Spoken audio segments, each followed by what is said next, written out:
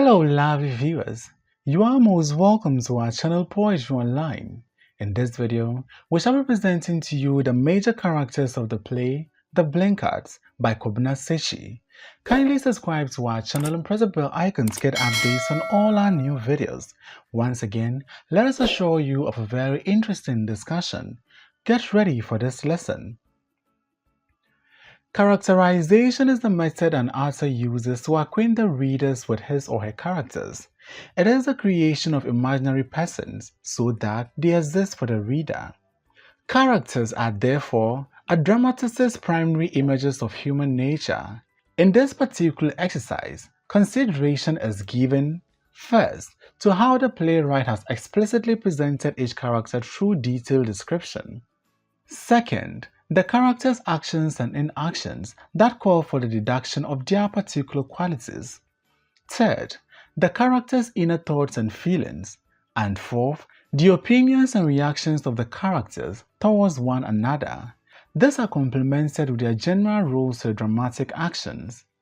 The major characters in the play have descriptive names, what we may refer to as label names. The names of the characters correspond with their individual behavior and nature. Mr. and Mrs. Brofasem means too anglicized. Mr. Oyimze, knowledgeable. Mr. Onyeye, that ends well. Mr. Siba, small-brained. Mr. Okadu, follows blindly. Nasompa, truth service. Nanakatawerwa, tough-skinned. Mr. Oyimfe, pleasant to behold. Akodi, old man. Nyamiche, gas gifts. Let's now take the characters one after the other, starting with Mr. Brofasem. Mr. Brofasem is the husband of the main character, Mrs. Brofasem, and the head of the family. He is a learned man who has traveled and stayed in England for quite some time. He is therefore regarded as a Bantu in local parlance. We learn that Mr. Brofasem learns from his mistakes and is always willing to share his experience with others. He never thinks it is too late to learn the local customs and traditions. He is also prepared to consult and learn from subordinates like Nyamiche, his houseboy, for practical lessons and wearing the native dress. When he comes to himself, that is, when he returns to his senses, he gives up all European taste completely. His acceptance of traditional practices goes a long way to change his wife, Mrs. Brofasem. Mr. Brofasem is a thoroughbred, educated personality and more westernized than his wife because of his upbringing in an anglicized fancy household. His English is also more fluent than that of his wife, Mrs. Brofasem. He is not happy with the manner in which his wife copies British culture and deters the compulsive nature of her imitation. He reasons that his wife's stay in England is responsible for her attitude and curses the day she went to England, and observes that ever since then I have had nothing but we must do this. Mr. Brofasem interprets his wife's compulsion as a reflection of a prevalent problem in the fancy life. Mr. Brofasem is even more disturbed because he did not voluntarily choose his own lifestyle, but it was an imposition by his parents, who set out to make me as much a European as possible. Before they sent me to England, they would have bleached my skin if they could. Because of this anglicized type of upbringing, Mr. Brofasem now feels hampered that he does not know how to wear the native dress properly, nor can he express himself as eloquently in fancy as he can in English. He is therefore unhappy about his circumstance and tries to make amends by learning to reconstruct his own identity. He also recognizes his foolishness in condemning Oyimze earlier and continues to offer cultural education to anyone who cares to listen. First man and second man are his first set of audience. Let's now move to the significance of his role. Even though he is brought up to believe in the British way of life, Mr. Brofasem knows something is wrong with adopting somebody else's culture. He undergoes psychological confusion as he internally disapproves of his wife's conduct, but he is helpless in correcting her because of a domineering attitude. He pretends to follow her ways in order to ensure domestic harmony. Mr. Brofesen sees his wife's compulsions as symptomatic of widespread problem in family life, one that extends much further in history than 1915. Mr. Brofesen's appreciation of this problem throws open a challenge to all Africans to reflect on their cultural well-being. The intensity of false European values among Africans is further painted here. It signifies that many of our actions in life are often not products of our own decisions, but those of others. The need to resist such impositions is underscored here. The frustrations that one faces to be an alien to one's own culture are contextualized here. In spite of our failings in life, there are always allowances for making amendments. He admits his foolishness for oppressing Mr. Oyinze's cultural promotion, thus becomes an incurable apostle of African customs and traditions. Mrs. Brofesen. Mrs. Brofesen is the main character in this drama and is the wife of Mr. Brofesen. She is born and bred in Cape Coast, but one who has totally rejected and wrongly condemned her own African culture and has replaced it with what is perceived as English culture. She is semi-educated and represents the semi-educated in the society who pose a danger to the citizenry. Mrs. Brofesen traveled to England for only 3 months and on her return has become more English than the English people she observed. She is obsessed with European mannerisms and a strong imitative edge seems misdirected. She has mistaken some English working class culture for the entire English culture. She speaks very bad English, especially with her disregard to tenses, vocabulary and pronunciation. Mrs. Brofesen is an Anglo-maniac who imitates inappropriately. Her influence over a large number of people in the community is very strong. She appears to have control over her husband and her household. According to her husband, she is an extravagant spender, or someone who spends money recklessly. While characters like Mr. Siba, Miss Siba, Mr. Okadu, and the girls regard Mrs. Brofesen as a role model, mentor, and a civilized idol. Others like the learned lawyer Oyemze and Mr. Brofesen see her as silly. As a major character, Mrs. Brofesen is used by the playwright to project his warning against the dangers of excessive Europeanization.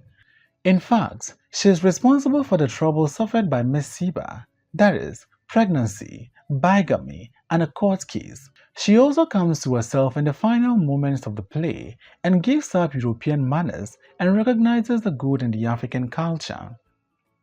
Mrs. Brofesen is a perfect example of those who imperfectly and uncritically copy British culture. She often offers misinformation instead of education. Mrs. Brofesen mistakes English working class culture for the English culture. For instance, she believes it is customary in England to deposit cigar ashes on the carpet to discourage moths and greet people by touching her fingertips to theirs. At odds with African customs, she tries to get her husband to kiss her, a habit many disapproved in the play. But she falls victim to her own preaching and makes a fool of herself as Namicha kisses her under the influence of alcohol. When Mr. Brofesen rejects her smooching, she scolds, "My mouth is not smell," using her characteristically ungrammatical English. Mrs. Brofesen is prone to malapropisms and mangles idioms, as when she says she wishes to kill one bird with 2 stones, and teases Mr. Oima of having a white girl in rather than up his sleeves.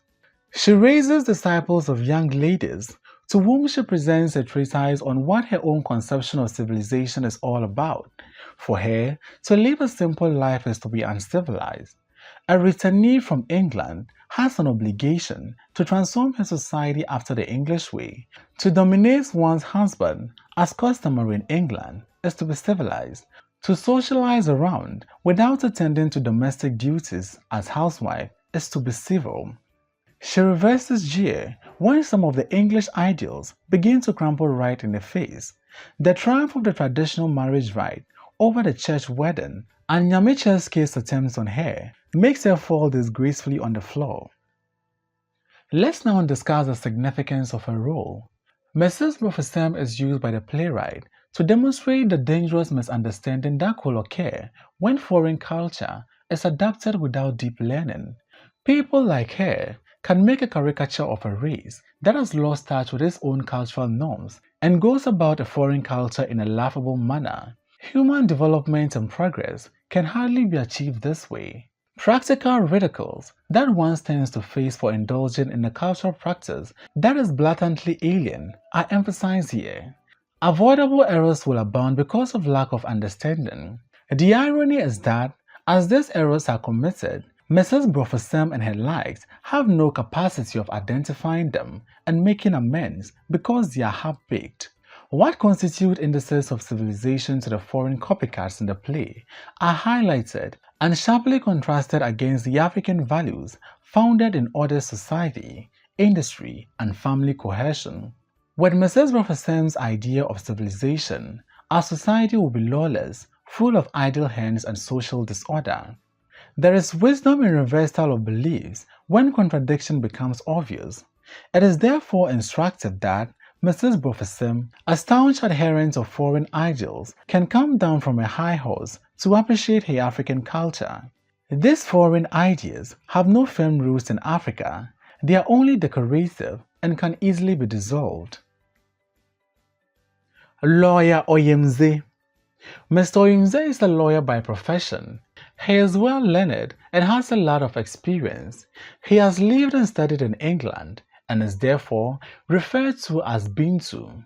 He therefore understands the English social system very well. He is not married. If he should, he prefers to take a native wife.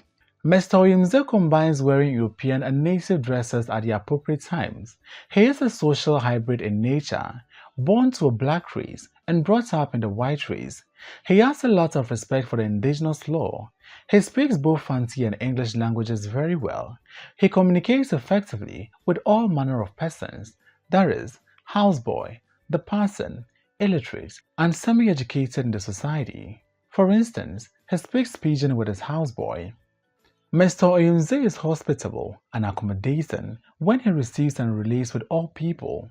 He however despises Mrs. Brofesem's queer mannerisms and calls them vulgar. He is sometimes harsh and sarcastic. He gets upset when pushed, as it were, to the wall. He is a very wise, far-sighted person who does not condone evil or wrongdoing. He cannot be intimidated by any person. By engaging Mr. Okadu as a clerk and jokingly teaching this young man how to win Mrs. Siba's love, Mr. Oyemze blames himself for the troubles Miss Siba goes through. He therefore goes his own way to defend Miss Siba and frees her from the bigamy case. He represents the truth. By winning the case for Miss Siba, the Brofesems change their attitude and outlook and return to their senses. Sanity prevails in the society, and custom and tradition is henceforth respected. Indeed, Mr. Oyemze is an embodiment of the playwright's approved African culture activist who believes and appreciates African values. Barrister Oyemze belongs to a social hybrid, born to one race and brought up to live like a member of another race. His name is fittingly chosen because its translation means one who knows how to live. Mr. Oyemze is a playwright's version of a well-balanced modernized African who has not lost his identity in the civilizing mission. Even though he is well exposed to Western education, Oyemze shows a compulsive edge to civilized life, embrace European customs in every area of his life. We find that, at every opportunity, he attempts to balance English and African cultures. During the visit of Mrs. Brofesem and Miss Siba to his home, he provides both English and African beverages and snacks to entertain them. At a garden party at Victoria Park, when others are playing tennis and cricket, he introduces Ampe and also strongly advises Mr. Okadu to observe the native custom of marriage instead of just holding to the English wedding fashion. At an instance during the party, some girls query him about the unique way in which he combines African and Western customs, and another asks, "You mean to say you are not glad that you are educated?" Oyemze responds, "I am sorry, I am civilized." He adopts a comfortable and easy life which balances and gracefully integrates Fanti and English customs. Mr. Oyemze embraces aspects of European modernization, such as formal education and law, in order to defend the sacredness of the Akan traditional customs and the rights of the extended family, to negotiate marriage arrangements for young women, such as Miss Siba. His famous court victory over the church on marriage matters sufficiently prove this point. Despite his exposure, education and achievement, Mr. Oyemze is unassuming, but he is generous, graceful and respectful, and bears a positive and peaceful disposition. At least, on 2 occasions, he brokered peace among the girls, and Nana Katawerewa and the parson for giving evidence in court against a granddaughter. He prosecutes a bigamy case without charging a dime and demonstrates tremendous respect for elders when he stops Nana Katawerewa from kneeling down to show her gratitude for his benevolence. Let's now move to the significance of his role. Lawyer Oyemze is the playwright's solution to how two cultures can coexist amicably without friction. Knowing how to live with the fundamentals of one cultural environment is the key to self-fulfillment, social integration, and meaningful progress. Mr. Oyemze's actions also demonstrate that whatever exists in one culture also has its equivalent in another, and none can be considered inferior to the other. While the general belief at the time was that civilization and education were synonymous, Mr. Oyemze's response to the girl's query is clearly self-condemnatory, for he is one of the few characters in the play who is obviously contented because of his modest and moderate ways. Mr. Oyemze's conduct is used to demonstrate the African hospitality, benevolence, generosity, and respect for elders and a rational disposition to issues. This conduct justifies the basis for looking out with ill-concealed pity and scorn at many African compatriots who pathetically indulge in the ridiculous habits imbibed from the West, such as wearing woolen black coats and striped trousers in the middle of the torturing African heat. The writer probably had a similar experience with his education overseas. Mr. Oyemze rejects civilization as a compulsive push to westernize, but embraces his own understanding of modernization as a process of a careful examination before adoption. The notion of the Cape Coast citizens of the period dramatized in the play, which perceives civilization, education, progress, and modernization as firmly connected, is what both Oyemze and the playwright seek to combat. Unfortunately, Mr. Oyemze is purposely misunderstood by those who pine for Western culture and who accuse him of being out to fool people so that he can only claim sufficient knowledge of the Western ways of life. Miss Siba. Miss Siba is the daughter of Nasompa and Mr. Siba. She is a schoolgirl and, like her father, extremely simple and trusting, and always displays signs of inexperience. She is obedient to her superiors, especially to her father. She is very adaptable and quick to learn. Miss Siba is very suggestible, and that is the reason why she is easily influenced by people like Mrs. Brofesem, Mr. Okadu, and Mr. Siba. She appears to be vulnerable and easily taken advantage of by unscrupulous people. She is a victim of poor parental control. She is morally weak. That is why she gets pregnant from Mr. Okadu before her wedding. Like her father, Miss Siba is very insensitive to the demise of her biological mother. Her relationship with Mr. Okadu is the cause of her mother's death, but she goes ahead to have a wedding to the neglect of any funeral for her late mother. She is obsessed with European style of marriage. She gets married to another man apart from Mr. Okadu and gets involved in a serious bigamy case that almost lands her in jail. It is the same bigamy case that proves lawyer Oyemze's capability as a sound and competent lawyer. She represents African women of her time whose womanhood are abused by excessive Anglicization and Christianity. In a nutshell, Miss Siba is the daughter of Mr. Siba and Nna Sompa. She is a beautiful lady with fine black velvety skin who was baptized as Barbara Eremintrude. She loves the African values, especially the language and delicacies, but fell victim to Mrs. Brofesem, aided by her father, to learn European culture at all costs. Due to the pressure to learn European culture at all costs, she is often very shy to converse in the English language, and her rejection of the European snacks in preference to the African ones shows how much interest she otherwise has in her own culture.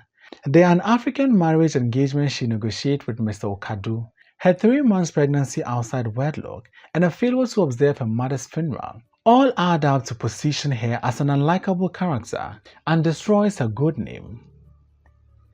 Let's now move to Mr. Siba. Mr. Siba is a rich cocoa farmer, but might have been very weak academically. We get to know this with his conversation with Mrs. Brofosem. He could be classified among the semi-educated. He speaks very bad English and does not display wisdom in dealing with others. Mr. Siba is gullible and easily convinced, especially by people who might have traveled abroad. He admires European fashion and mannerisms, as well as anyone who has ever traveled to England. He tries to imitate some of the European ways of doing things, but very wrongly. Mr. Siba is excessively trusting to Mrs. Brofosem as he is led astray. Mr. Siba appears to be morally bankrupt and a bad example for the younger generation to emulate. In the first place, he would like his daughter, Miss Siba, to abort a 4-month-old pregnancy. Secondly, he attempts to bribe a medical doctor to commit the crime of abortion, that is, the illegal termination of a woman's pregnancy. We get to know this when he and Miss Siba consult a doctor in the clinic. He's to blame for the entire ordeal Miss Siba, his own daughter, goes through. He makes people see him as powerful financially. He is also the cause of the death of his wife, Nasumpa. Mr. Siba is insensitive, as he displays an attitude of indifference to the passing of his own wife. He prefers organizing his daughter's wedding to the funeral of his late wife. He is a caricature among the characters and the most led astray.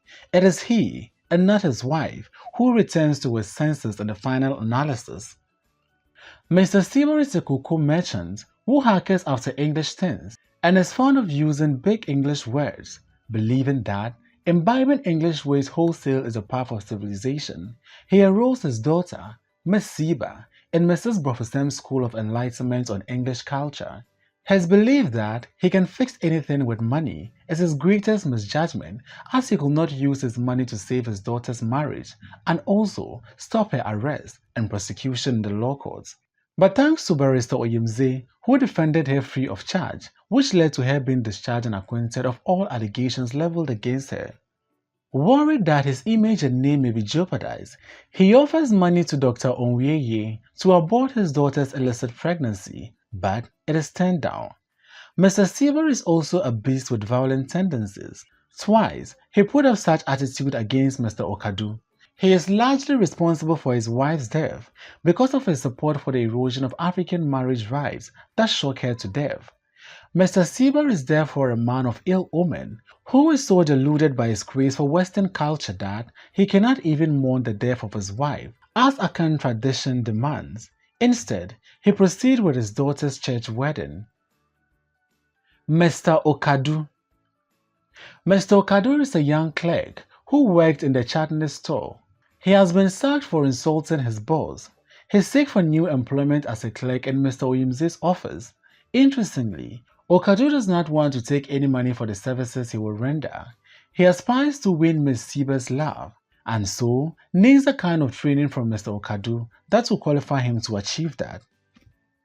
Okadu is semi-educated and speaks bad English. In his first encounter with Mr. Oyimze, the latter suggests that they speak fancy. Okadu insists that since the garden party is an English idea, they must speak English. He sets short-term goals for himself and works to attain them. Okadu is the son of a local carpenter, but depends more on his mother for his needs or survival. He is bent on learning to do things the European way so as to get round Mr. Siba for Miss Siba's hand in marriage. Okadu copies blindly and has roundly rejected anything native. He has grown to disregard native people in his own society. Okadu is the one who creates the confusion in the Siba family. In the first place, his relationship with Miss Siba brings about a conflict between Mr. Siba and Nasumpa, Miss Siba's mother. Nasumpa actually leaves her marital home for her mother's and threatens never to speak to her husband again. The same relationship causes Nasumpa's heart failure that leads to her demise or death. Again, he impregnates Miss Siba before her wedding, a situation that brought about shame and embarrassment to Mr. Siba, or the Sibas in general. Also, it is Okadu who sends Mesiba to court to be jailed for bigamy. His actions therefore drive the action of the drama to its logical conclusions. Okadu does not have any respect for the elderly and his superiors. He insulted his boss of Chatney store because the white boss kicked him, and that cost him his job. He also ignores Mr. Williams' advice to get properly engaged to Mesiba so that the native custom is observed. He ignores the advice and goes on. Mr. Okadu is the son of a carpenter. He worked as a clerk at the Chatney & Co. store. He commits himself to learning the English culture because of Miss Siba whom he wants to marry. As such, he indulges in speaking English language at all costs with embarrassing errors. He conducts himself almost as a white man, recite poems to exalt the values of the English culture. He also seduces Miss Siba into an English fashion marriage arrangement, even though he would have preferred to marry a real English wife. His love for English weddings motivated him to support the Cosmopolitan Club treatise to include the virtues of European wedding. He is variously described in the play as numbskull, a haggard fellow, insolent, scorpion, and a damn swine who has no respect for his elders. His unwholesome conduct before Mr. Siba, Nasumpa, Old Fisherman, and Nana Katawurwa is largely responsible for all aforementioned descriptions. Dr. Onweye. Dr. Onweye is a well-trained black medical doctor who exhibits a high level of professionalism in his practice. He had his medical training abroad and has returned to offer services to his native people. Dr. Onweye has been very successful in the surgical operations of his patients. As a result, his own people have nicknamed him Welder of Knives instead of acknowledging him positively. He has a lot of patience for his own people, whose attitude towards him and his medical practice is very negative and discouraging.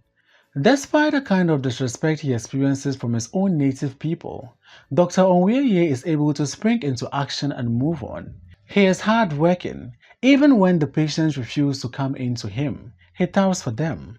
He is such a principled personality who tries to do what is proper all the time. He is morally upright and refuses to be bribed by Mr. Siba to cause illegal abortion. In the face of many temptations from some of his people, Dr. Onweye stands firm and is able to overcome the many temptations that come his way from the natives. His encounter with the schoolgirl bears ample testimony. The schoolgirl had the intention of coming to seduce the young doctor, but the doctor was stronger in morals and her plans failed. Though he has traveled abroad, Dr. Onweye regards the local custom and tradition. When he is accused by Mr. Wumpem, a native, of having amorous relationship with his wife, the doctor threatens to take legal action to protect his good name and profession. Results from his diagnosis are very close to 100% correct.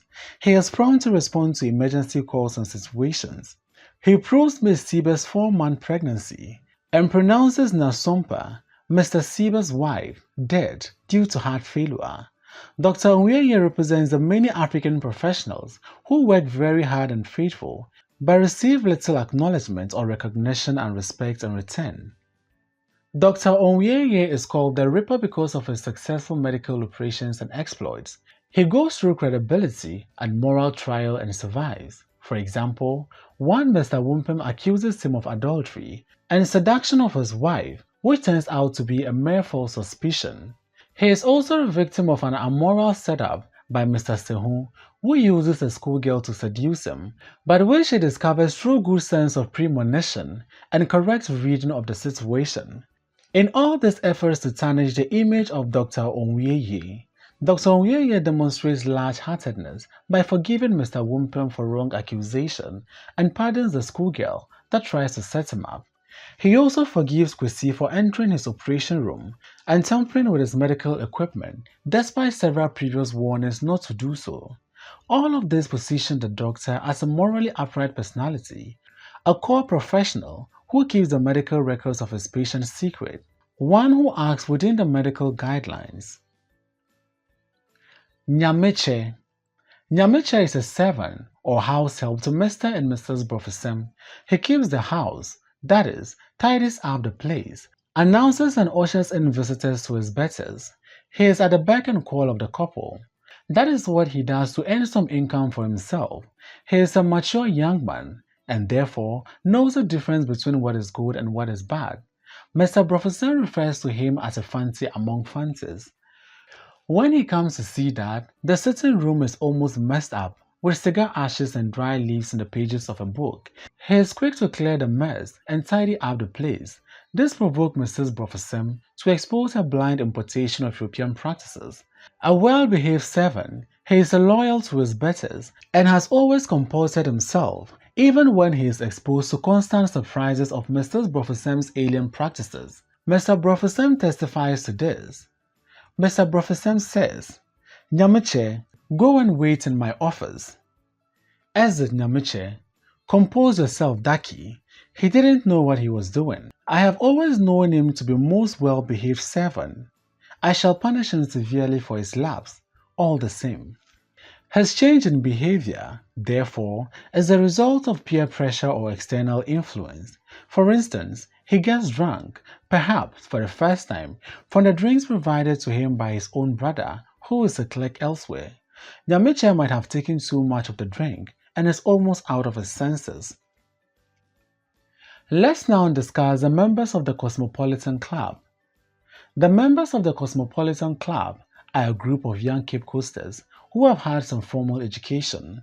They claim to have a breadth of knowledge and refinement from having traveled widely. They are a group of self-confident young men who don't have any particular work to do. They focus on rushing towards Europeanization, civilization, and progress. These members have not learned any trade, and so cannot use their hands to do anything. They are certainly too proud to work with their hands. Their particular interest are to attend weddings and parties. They spend money and energy to acquire woolen suits in a hot African climate. The members of the Cosmopolitan Club have no regard for their illiterate folks and look mean on them. They have also rejected their own culture outrightly. In its place, these members have adopted English names, refused to speak Fanti, and hated the wearing of native clothing. They challenge one another with high-sounding English words during their meetings. They, like Mr. Okadu, do not come to themselves in the final analysis, and so do not return to sound mental health. Nasompa. Nasompa is the illiterate wife of Mr. Siba. Her name bears testimony that she is dutiful as a wife, but traditionally quite strong in her cultural values.